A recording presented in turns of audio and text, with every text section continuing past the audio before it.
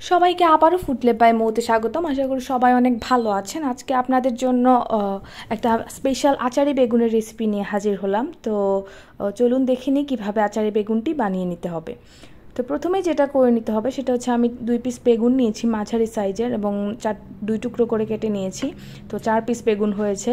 আপনারা চাইলে পরিমাণ বেশিও নিতে পারেন। তো এর জন্য এই যে উপকরণগুলো লাগবে সেটা 4 পিস বেগুনের জন্য আপনারা যদি বেশি করে বানান তাহলে একটু বেশি লাগবে।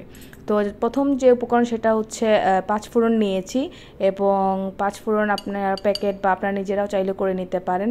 তারপর থেতো করে রসুন 3 টুকরো রসুন নিয়েছি। তারপরে 1 চিমটি লবণ, 2টো কাঁচামরিচ, আপনারা চাইলে শুকনো মরিচও ব্যবহার করতে পারেন, এতে করে ফ্লেভারটা আরও বেশি ভালো আসবে।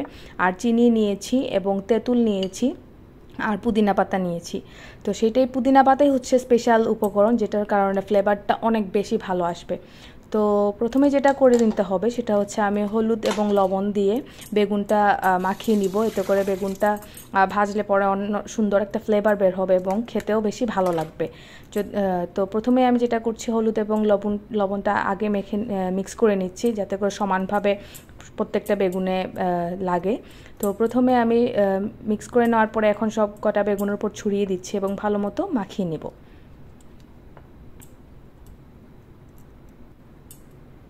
তো আমার মোটামুটি বেগুন মাখানো হয়ে গিয়েছে। তারপরে আমি ডুবো তেলে ভেজে নিব। আপনারা চাইলে কম তেলেও ভেজে নিতে পারেন, তবে ডুবো তেলে ভাজলেই আসলে বেগুনটা বেশি ভালো লাগে। গোল্ডেন ব্রাউন করে ভেজে নিব। তো আমি একটা ফ্রাইং প্যানে অল্প একটু তেল দিয়ে দিচ্ছি, অল্প না আসলে একটু বেশি তেল দিয়ে দিচ্ছি, যেহেতু আমি বেগুন কমের জন্য একটু কমই দিলাম। তো বেশ খানিকটা তেল দিয়ে দেওয়ার পরে তেলটা ভালো মতো গরম হওয়ার পরে মিডিয়াম আঁচে, আমি একদম কড়া আঁচে ভাজবো না, এতে করে বেগুনটা পুড়ে যাবে এবং ভেতরটা কাঁচা থাকবে। তো আমি একদম মিডিয়াম আঁচে ভেজে নিচ্ছি বেগুন। তো 4টা বেগুনই আমি দিয়ে দিচ্ছি একসাথে। তো কিছুক্ষণ পর 2 থেকে 3 মিনিট পর আসলে যেহেতু আমি মিডিয়াম আঁচে ভাজছি, তো 2 থেকে 3 মিনিট পর আমি একেবারে উল্টিয়ে দিচ্ছি। বারবার উল্টালে কালারটা সুন্দর আসে না, তো এর জন্য আমি উল্টিয়ে দিচ্ছি বেগুনগুলো। তো মোটামুটি আমার বেগুনটা এক পাশ হয়ে গিয়েছে এবং আরেক পাশটা হয়ে গেলেই আমি নামিয়ে নেব। তবে আপনারা মাঝে মধ্যে উল্টিয়ে দেখতে পারেন, যদি বেশি পুড়ে যায় তাহলে কিন্তু আচারে বেগুনের টেস্টটা একদম নষ্ট হয়ে যাবে। খেয়াল রাখবেন যাতে পুড়ে না যায়, কিন্তু কালারটা যাতে অনেক সুন্দর আসে এবং ভেতরটাও যাতে হয়ে যায়। এর জন্য আঁচটা কম রাখবেন এবং একটু পর পর ফ্রাইং প্যানটা নেড়ে দিবেন, তাহলে সমানভাবে সব দিকে হিটটা লাগবে। তো আমার মোটামুটি বোঝাই যাচ্ছে কালার দেখে গোল্ডেন ব্রাউন হয়ে গিয়েছে। এখন আমি নামিয়ে নিচ্ছি। ভালো মতো তেলটা ঝরিয়ে আমি 4টা বেগুনি নামিয়ে নিচ্ছি। এখন যে তেলে আমি বেগুন ভেজেছি, তো আমার বেগুনের কালারটা দেখে বুঝতে পারছেন কীভাবে ভাজা হয়েছে। ঠিক এরকমভাবেই ভাজতে হবে, বেশি পোড়ানো যাবে না, এতে করে ফ্লেভার নষ্ট হয়ে যাবে। তো আমি যে তেলে বেগুন ভেজেছিলাম সেই তেলটাই গরম করে অল্প একটু তেল কমিয়ে নিয়েছি, কারণ অনেক বেশি তেল ছিল। তো সেই তেলেই আমি 5 ফোড়ন প্রথমে দিয়ে দিব। হচ্ছে তেলটা গরম হলে আমি 5 ফোড়ন দিয়ে দিব। তো 5 ফোড়ন দিয়ে দেওয়ার পরে একটু ভালো মতো নেড়ে যখন 5 ফোড়নটা ভাজা হয়ে যাবে তখন একটা ফ্লেভার বের হবে। আপনারা গন্ধ বের হলেই বুঝতে পারবেন যে ভাজা হয়েছে কিনা, এবং কালারটাও চেঞ্জ হয়ে যাবে, একটু কালো কালো টাইপের হয়ে যাবে এবং গন্ধ অনেক সুন্দর একটা গন্ধ বের হবে। তখনই বুঝে নেবেন যে 5 ফোড়নটা ভাজা হয়ে গিয়েছে। যদি 5 ফোড়নটা ভালো মতো ভাজা না হয় তাহলে আসলে আচারের ওই ফ্লেভারটা পাওয়া যাবে না, সঠিক আচারের ফ্লেভারটা। এবং তারপরেই আমি দিয়ে দিচ্ছি 5 ফোড়নটা ভাজা হয়ে যাওয়ার পরে আমি দিয়ে দিচ্ছি রসুন, এবং থেতো করা রসুনটাও আসলে খুব ভালো মতো ভেজে নিতে হবে, কাঁচা কাঁচা রাখা যাবে না। একটু গোল্ডেন ব্রাউন করে আমার রসুনটা গোল্ডেন ব্রাউন কালার হয়ে গিয়েছে। ঠিক এই পর্যায়ে আমি চুলার আঁচটা অফ করে দিব। আর তেঁতুল যেটা নিয়েছিলাম সেটা থেকে আমার 1 কাপের মতো, ছোট একটা কাপে 1 কাপের মতো তেঁতুলের পানি বের হয়েছে। তো তেঁতুলের বিচিগুলো ফেলে দিয়েছি আমি। তো এখন এই যে আমার 5 ফোড়ন এবং রসুন ভাজা ওইখানে দিয়ে দিলাম তেঁতুলের পানিটা। তো টক এবং টক মিষ্টি যেটা যেরকম আচার, টক মিষ্টি আচার যেরকম থাকে ঠিক সেরকম লাগবে। তো চিনি এবং লবণের পরিমাণটা আপনারা বুঝে দিয়ে দিবেন। অনেক সময় তেঁতুল একটু বেশি দিলে চিনির পরিমাণ বেশি লাগে, এবং চিনি মাঝে মধ্যে লবণটাও টকের উপরে ডিপেন্ড করে। তো আপনারা এই জিনিসটা একটু বুঝে দিয়ে দিবেন। তারপরে আমি দিয়ে দিচ্ছি যেটা হচ্ছে পুদিনা পাতা দিয়ে দিলাম একসাথে।